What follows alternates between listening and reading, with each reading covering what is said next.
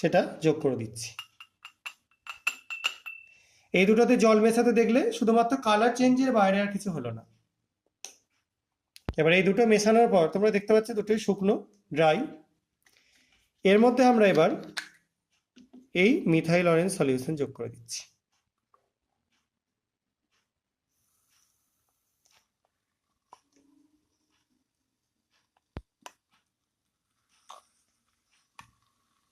দেখতে পাচ্ছ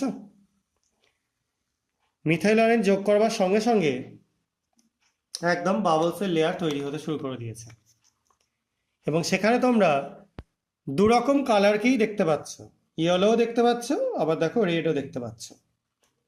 কেন এটা হচ্ছে এরকম দুটো মেশানো?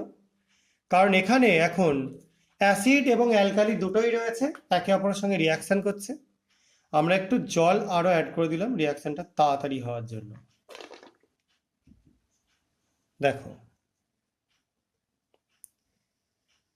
খুব তাড়াতাড়ি কার্বন ডাইঅক্সাইড বেরোতে শুরু করে দিয়েছে, এবং সলিউশনটার কালার আস্তে আস্তে কি হয়ে যাচ্ছে, কমলা হয়ে যাচ্ছে, অরেঞ্জ হয়ে যাচ্ছে, যেটা মিথাইল অরেঞ্জের অ্যাকচুয়াল